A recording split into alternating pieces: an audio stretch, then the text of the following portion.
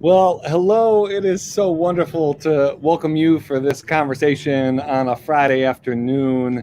I am so excited to have my friend Kurt Thompson with us. Before we introduce him, just want to welcome you on behalf of my name is Michael Weir. I'm founder of Public Square Strategies. I'd like to welcome you on behalf of our host Values Partnerships Ad Council, and this is a part of a series of conversations that we've had about COVID, about the vaccines, and about how we're moving forward together as a people and as a country. And uh, to have one of those conversations, to have today's conversation with us, is Dr. Kurt Thompson. Kurt is a psychiatrist in private practice in Falls Church, Virginia. He's founder of Being Known, which develops teaching programs, seminars, and resource materials to help people explore the connection between interpersonal neurobiology and Christian spirituality, which lead to genuine change and transformation. Dr. Thompson is the author of Anatomy of the Soul, which demonstrates how insights from interpersonal neurobiology resonate with biblical truths about God and creation. Kurt, it's so wonderful to have you with us for this conversation. Thanks for joining. Michael, thanks so much for inviting me. I'm sorry that we're not sitting in the same room because I would just I just love to be in your presence, and so just very grateful and humbled to be invited to be part of the conversation. Yeah, very, very much so, Kurt. I'd love to just start this conversation with can you tell me about your practice, what kind of work you do, and who do you serve? So I am one of 7 clinicians that work in our office that's based out of Falls Church, Virginia, and we serve the general population of the general Metro DC area. And we see adolescents and adults. We do work with a range of different challenges, psychiatric, emotional, relational, that are spread across the spectrum that people contend with. So we're working with, again, adolescents with their families. We work with couples. We work with individuals. We do a lot of group work that has come to be one of the hallmark and signature forms of intervention that we provide because we're really seeing how there's such a benefit to people doing long-term work in those kinds of contexts that enable people to be better known, and therefore be able to navigate their own personal travail, but also not least of which being in these particular times that we find ourselves in the middle of, that our troubles are not just our own individual troubles, but we see them spread out across the spectrum of our social fabric. Yeah, I believe it was my last meeting before um, sort of shutdowns and restrictions really went into place when we were being more careful around other people. My last meeting, I think, was with you, Yeah, and I we were remember. talking Remember it about well. sort of the emergence of group therapy as a larger part of your work, and so it's so interesting. I'm wondering, have you seen a rise in mental health issues overall over the last 18 months, or a rise in a particular set of issues for which people are seeking care? And if so, what does that look like? So I think I would answer that in a couple of ways. One reflection I have is that we have seen what I would consider to be an intensification of forms of challenges that people have already had. Mm. So, for many folks who present with a range of different mood disorders or anxiety disorders, all of those kinds of things are made that much more challenging to the degree that people in general find themselves to be more isolated. Now, that's not true for absolutely everybody across the spectrum because there are those folks who, as I'm sure you know and as our audience knows, those folks who actually feel more comfortable in their not having to be around people as much. But the majority of people, at least that we are seeing in our clinic, I would say, are folks who have had an intensification of their anxiety states, of their depression states as a result of intensification of their anxiety. marriage challenges, parenting challenges. Of course, the whole notion of the rug kind of being pulled out from underneath an entire culture when we have a certain pattern of how we do family life here that is based on children going to school. And when that suddenly comes to a stop, so many other things are now pressed upon everybody, the children, the adults, everybody.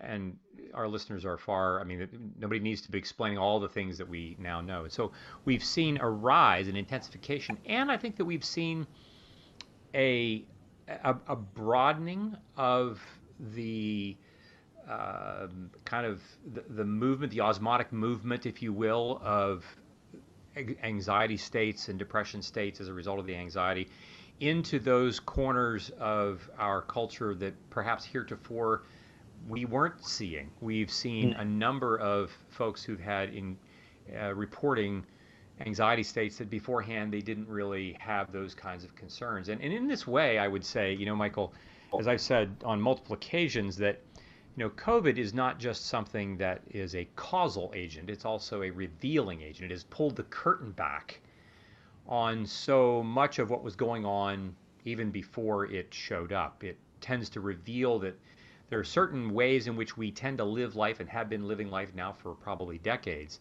that have left us vulnerable, such that this particular time in which we find ourselves isn't just a matter of something happening to us, but something about us being revealed that has been waiting to be revealed for some time.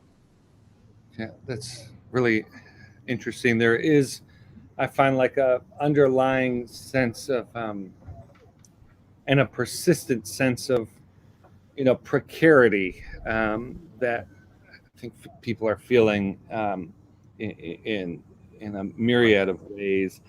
Kurt, what advice do you have as people make decisions regarding this? So we've been through an interesting period where there were all these headlines about suggesting that COVID was over, and now we're sort Mm-hmm. of back in a in a period where we're in some places we're seeing transmission rates rise. And um, uh, what advice do you have as people are having to make decisions in response to incomplete sort of information?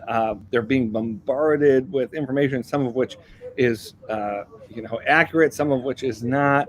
And that's Mm-hmm. decisions regarding getting vaccine, decisions regarding just whether they go to a certain event or not, or Mm-hmm. whether they send their kids to school. How should Mm-hmm. Christians in particular be thinking about these questions? Mm-hmm. Well, Michael, one of the things that happens when people come into our office is that it's often the case that a person walks in and they say, Kurt, here's my story, and here's where the problem in my story lies. And pretty quickly, we discover that where that patient perceives that their problem lies, and it's not to suggest that there's no problem in that part of their story that they're presenting, but we come to discover that there are layers that are several fathoms deep that really are kind of the hard deck on where the problems are emerging from. And so at one level, we would say yes, it is true that the pandemic itself, meaning the capacity to be infected with a virus that has a certain way of infecting certain people, and even to the degree of death, those things are true. Those things are true. And at the same time, there are things that are underneath that are equally true. In that, we in our practice, we have patients that have a range of different perspectives themselves on the whole experience that we're undergoing. And I mean, every imagined possible interpretation of what's happening. And yet, and so we might say, oh my gosh, these people are in very, very different places.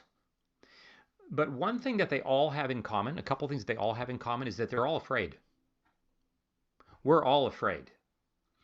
And we think about the biblical narrative, and it's often been said that there's no more frequently uttered command in all of Scripture than "do not be afraid." And we figure, well, part of why it's there so often is because we're just so stinking afraid. Because like we just have to be told over and over. Because like I will tell you, like I'm a frightened guy, right? You might like, yeah, like my anxiety can come forward in a heartbeat. And Sure. so when you say like, what do we tell Christians? I would say the first thing that's really important for us is to pay attention to am I afraid? And we might say, well, no, I'm not afraid. People just need to X, Y, and Z. I won't be afraid as long as people do what I think people need to do. Mm, And of course, this is no different than what the disciples thought about Jesus, right. right? I don't need to be afraid as long as like you don't ask me to get out of a perfectly good boat in the middle of a storm. Yeah. I don't need to be afraid as long as you don't tell me that you're going to like leave this whole crucifixion thing. Like this is just hogwash. Mm, But God comes to us and speaks, peace be with you. And that's something that we have to really work on. So, one of the first things I would say is that it's really important for us to examine where our fear is and what we're most afraid of. Now, again, we want to answer that question on the surface. Well, I'm afraid that people won't do what's right. yeah. I'm afraid that people are going to make me get a vaccine. I'm afraid that people won't get a vaccine. I'm right. The whole panoply of responses to which I Right. would say,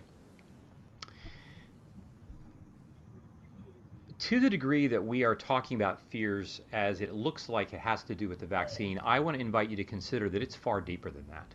Mm, That this is not primarily about the vaccine. It looks like that on the surface. It is primarily about things that we in our work would say have a lot to do with the process of attachment mm, and have a lot to do with the process of, do I really have a felt sense that Jesus has me in his grip? Which means it doesn't mean that I therefore am going to have absolutely the right answer, that I'm going to have all knowledge. Even Paul said, right? You can have all knowledge, and if you have not love, I'm nothing. And so this then brings us to the next question. Once we've sussed out what our fear is really about, that at the end of the day, I'm going to be alone. At the end of the day, I'm going to end up being on the wrong side of history. At the end of the day, at the end of the day, somebody is going to not pay attention to what I want. That's not about the vaccine. That's not about COVID. That's about things that far preceded COVID and are going to be around long after this disease is gone. And that's why I'm saying why this disease reveals things so much about us. And so it is in that moment where I would say, practically speaking, it's really important for us to be addressing our fear and for us to be working on the question of, to what degree have I sensed the empathy of God in my fear, such that I can then become a conduit of empathy for those with whom I may have great difference? How am I going to be a conduit of mercy? How am I going to be a conduit of grace? That doesn't mean that I necessarily do what everybody else does. I have particular thoughts and opinions about what I think is a wise thing for us to be doing. I talk about that with my patients. I talk about that with people who are close to me. I don't make a practice of doing that in these kinds of forums because having the conversation requires our ability to actually have a conversation. And not just for me to like make pronouncements. I'm not in a position where the president is or where the director of the NIH is or the director of the CDC is, where they're expected to make these kinds of pronouncements, about a condition that is a moving target. But what I can say is that, when it comes to a place where I find that I'm at an impasse with a patient, where I'm at an impasse with a person with whom I may disagree about this, it may mean that there are certain things that I do or don't do that involve them. It may mean that. But even if that's the choice that I make, I want there to be, if anybody else is in the room seeing the way I'm treating them in the process of the choices that I make, I want there to be no doubt that somebody would look at me and say, I'm not really quite sure what Jesus would do about the vaccine, but I know that whatever he would do it like that. That's what I want us to become. As believers, right? Jesus said, and they will know that you are my disciples by the way you love one another. And I want to be unmistakable that when people look at who we are as a family of faith, that we are the ones who are, that there will be nobody who will be more empathic than we are. There will be nobody who, even when we make our choices that may be different from someone else, that it will be undeniable that the way we are demonstrating kindness, love, joy, peace, patience, goodness, kindness, all of the fruit of the Spirit in the process of making those choices, that it will be undeniable that the way we are doing things are the way of God. That's a long-winded answer.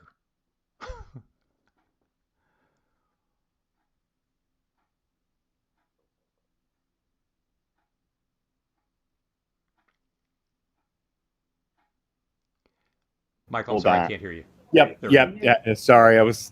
Took me a while to get off mute. Kurt, that's such a helpful answer, and we've had a number of conversations um, with um, you know, medical professionals and Francis Collins himself, and really, what I wanted to have a conversation with you is for just that, which is the the sense that I've had that the conversations that we're having, even the debates that we're having publicly, not to mention the personal sort of turmoil, is um, not entirely about what we say it's about or Mm, what we first think it's about. right. One of the ways in which this is um, risen to the surface, new issues, is in the context of families and close loved ones. And you spoke about empathy quite a bit, but how should people navigate differences of opinion with loved ones regarding COVID-19? I know of all kinds of circumstances where uh, you know parents feel in a difficult position because loved ones want to see their children, but they're not vaccinated or haven't been maybe have not been social distancing or kind of that kind of thing. But there are so many different scenarios that have even come to me, and I'm sure come to you. How do you Sure. advise people to navigate those kinds of differences? Well, again, Michael,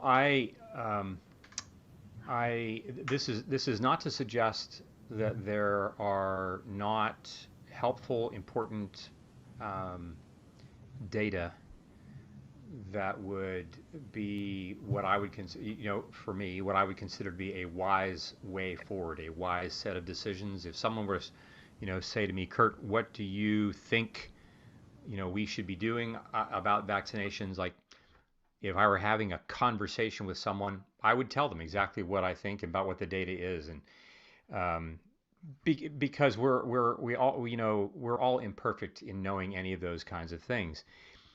And we, in our Western way of being, and this is really what I think is another part of this conversation that's got my attention. We are primed, we are trained to believe that the most important way and the way for us to know anything in the world has now become the scientific method. Now, we wouldn't necessarily be aware that that's what's happening, but everything about the way that we presume that we can know things, that to know things in that way is the most important way for us to know things. And it's not surprising then that we inch back far enough to the Garden of Eden. We say the tree of the knowledge of good and evil. It's not just about good and evil, it's the capacity to know things. And the more I know things, the more power that I have. And the more power that I have, the less vulnerable I feel because I don't need to depend upon you. Right, right, right. And especially if you are someone who holds a very different opinion than I do about what we should be doing in this present moment. So I think I should be able to know things. And what I'm going to suggest that is related to what I was reflecting on earlier is that suffering is largely about not just experiencing pain. Suffering is largely about experiencing pain in isolation. Hmm. The brain, its concept of its experience of suffering is mostly about not just that we have painful experiences of an infinite array, but that those experiences are taken upon us by myself, and there's no one coming to find me. Yeah. And so the way that suffering that emerges in these times and places is not just because my kids can't go to school. Like, that's true, and that's very, very hard. But the suffering comes in those moments in which we are experiencing all these things and we find ourselves feeling alone with this pain that we Yes. are encountering. Yes, yes, And yes. so it's not just that a family has a hard thing, it's the family is having to do this by themselves. Mm. And so what we are called as believers to be is the face of mercy, is the voice of mercy, is the presence of mercy. So even when it comes to your question about what do we do in with families where we have these differences and so forth and so on, what I would want us to be able to do is, if I'm talking to somebody who really has a very different opinion, I would want to be curious about them. I would want to go and find them. I don't just want to combat them with my knowledge versus their knowledge. It's not about what I know. It's the question of, am I going to give them the opportunity to fully be known by me? Yes. Now, they may not be in that same position. They may think that their job is to inform me and to instruct me and to teach me about the way things should be in the world, which of course is just another reflection of how much I need to know that I know that I know, which is what evil would want us to be committed to. But to Mm. be known is necessarily to be vulnerable. It is necessarily to say and to be curious about with others, tell me what you're afraid of. Right. Tell me what you're worried about. And not tell me what you're afraid of so I can correct your imprecise understanding so that you don't have to be afraid. It is, I want to hear what you're afraid of so that I can say, gosh, that's got to be really hard. Mm. That's got to be really hard. I'm Yeah. afraid if my kids don't get to go back to school, like, we're screwed for the fall. To Right. which I want to say, man, I can't imagine. My kids are 31 and 28. My wife and I are not dealing with like that. This is really hard. And I can't just say to them, this is really hard, without at some point being committed to coming back and calling them 2 days later and saying, what we talked about 2 days ago, like, I really get it. And I just want you to know, I'm not going to leave you alone with this. Mm. I want you to know that even in this very hard space, I'm not leaving the room. Yeah. Right. Even if I don't hold the same position that you do. This is really hard. In this world, you will have tribulation. All right. Jesus says, in this world, you will have tribulation. And then he doesn't say, but it's okay. He goes further and says, but be of good cheer. I'm like, Yeah. I can get it, like, just hunker down, white knuckle, but be of good Right. cheer Right. because I, because I, not just because here's the mathematical solution, because here's the right answer, but because I. Yeah. And so I want us, again, to be a people who, even in our families, see to it that in this space and time where great suffering is taking place, not just because it's painful, which it is, it's hard, like in ways that we've never seen hard, Yeah. that we are not leaving each other alone, but we are coming and saying, yep, tribulation, this is what it is, this is what it looks like, and I'm not leaving the room on you. Even Yeah. if we disagree. Yeah. Kurt, I think that message is just so needed and such a helpful challenge at a time when I'll just say in my own personal life I haven't lived up to that, and I just think that there's a message out there that, like, you're actually if you give people who don't agree with you any space at all, then it's a betrayal of what you know to be right, or it's you're somehow complicit. And I think that we could obviously get more in the weeds on this, but I just think that general that general word you just gave is, for me, something that I'll be thinking about. I just have one more question for you, and that's, we've talked about how we treat others. We've talked about sort of what you're seeing in your field. How can we as individuals tend to our mental health, and through that help those around us in the days and months ahead? We don't know Right. exactly what's coming, but what are some ways that we as individuals can be in touch with how we're dealing with unfolding events. Right. So I have like probably a two-part reflection on that, or maybe three-part. The first thing is back when this whole thing started back over a year ago, I wrote a series of 6 different articles that people can find on my website regarding the pandemic. And those articles, I think, in many respects, are no less applicable now than they were in March of 2020.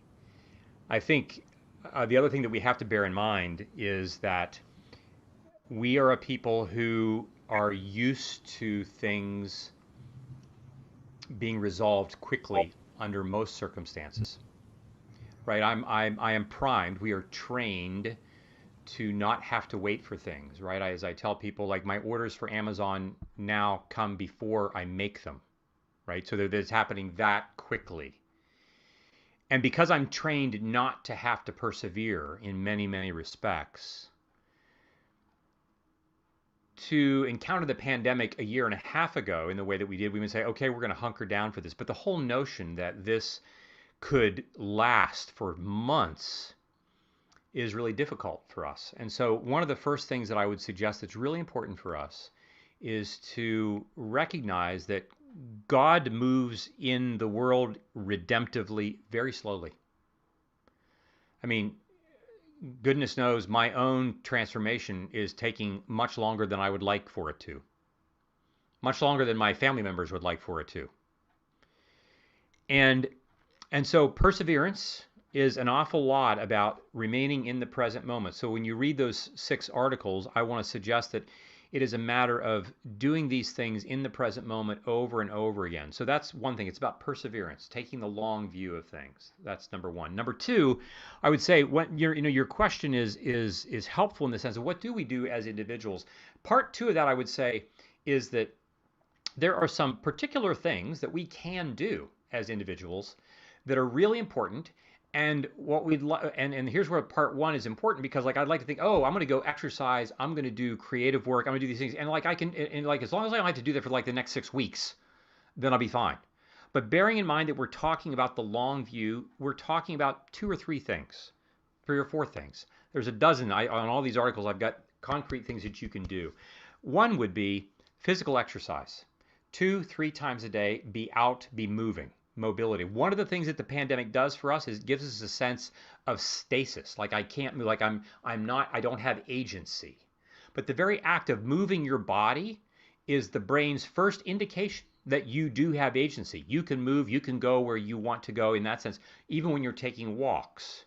These kinds of things are really important for us. That's number one. A second thing is it's really important for us to take the step of looking for other people to connect with for the purpose of checking in to see how they are doing. I want to check with you to say, tell me one thing that happened today to you that for which you're grateful. Not just like how are you doing, but be specific and explicit. Tell me one thing that you're grateful for. Tell me one thing today that was hard. Not just what's hard about your life. Tell me one thing that happened today that's really difficult. Taking action then on behalf of other people. A third element is, what are we doing to be creative? What are we doing to be creative? Acts of the creation of beauty, acts of putting ourselves in the path of oncoming beauty, draws our attention to God and to His world, and takes my attention away from my anxiety proclivities that have me regretting the past or worried about the future. And those are just 3 things off the top of my head. I would say that, again, limiting the amount of news intake that you have is a helpful thing. Being offline is a really important thing to do, because being online only tends to strengthen one's capacity to not persevere, because I'm just moving from thing to thing to thing to thing. Right. Yeah. Just a number of things. Here's the last thing I'll say. It is, of course, again, our sense that when we ask the question, what can we as individuals do? And I would say that the most important thing for us to recognize is that we are not, as it turns out, individuals. Like, we are individuals and we are connected to others. And so it really then depends upon who are going to make up, who's making up the community, who's making up your cloud of witnesses, 2 or 3 or 4 or 5 people who once a week, even if it's Zoom, like you're going to be together in some way, shape, or form in which you're going to have the kinds of conversations that we've just been talking about. The last thing I'll say that is just an act that I would ask people to consider doing. Pick one person a week that you're going to write a handwritten note of thanks for. And you begin to do it and keep doing it for at least 6 weeks. And I want to suggest that by the time you've done it for 6 weeks, you will find that the payoff for this makes it more difficult for you to stop doing it. Not just because of what you're doing for others, but because of what's going to happen for you in the process, both in connecting you to other people, both in the very physicality. This is not about sending people an email. This is about finding somebody's address and mailing them a note. And this is about keeping you connected in a way that brings you and the person that you're connecting with a great deal of joy.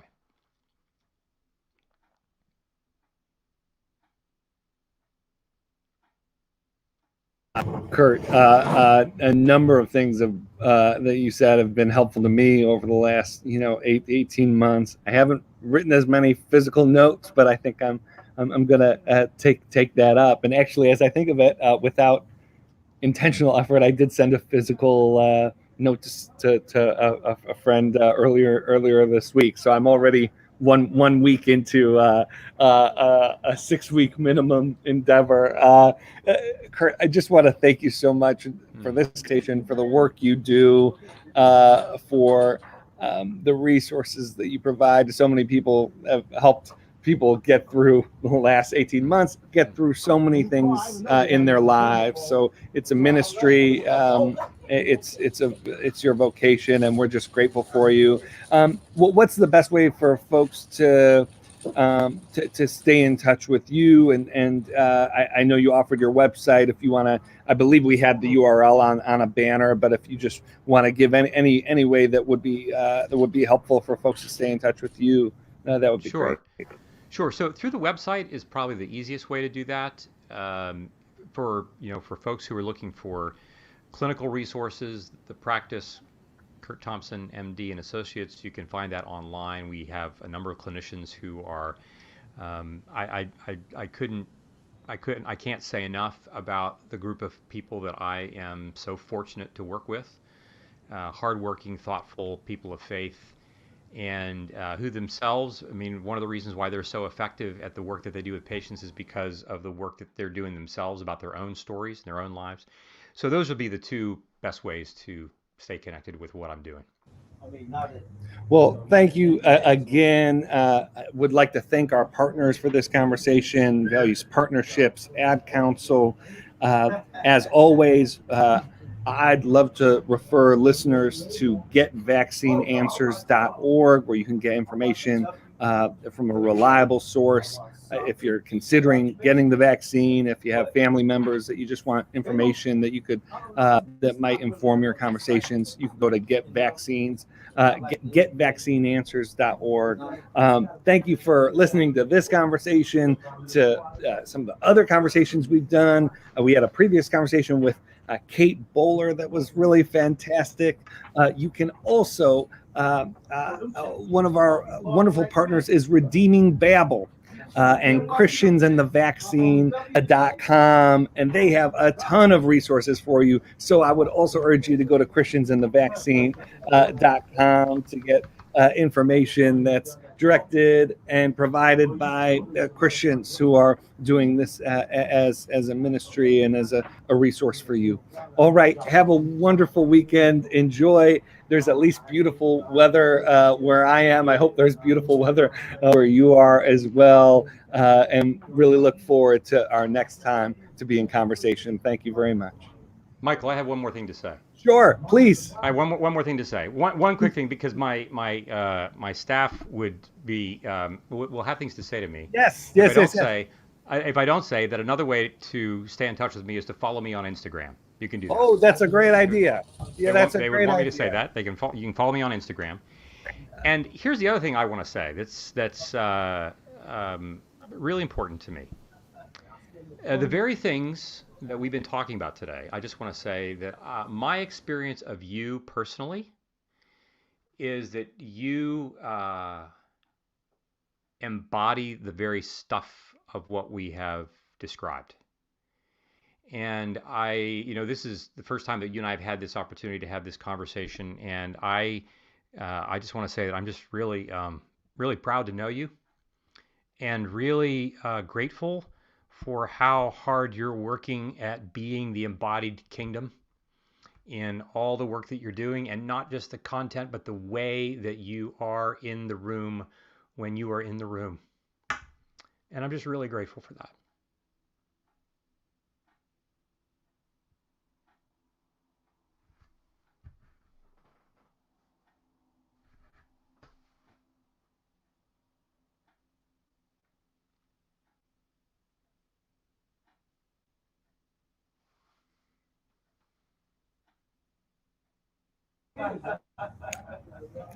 Sorry for the delay again. Thank you so much, Kurt. That means a great deal to me. Glad to call you a friend, and hopefully we'll be together in person again sometime soon. Right on. Thank you so much. Very good. Have a Right. good afternoon, everyone. Thanks. We'll see Thank you. you.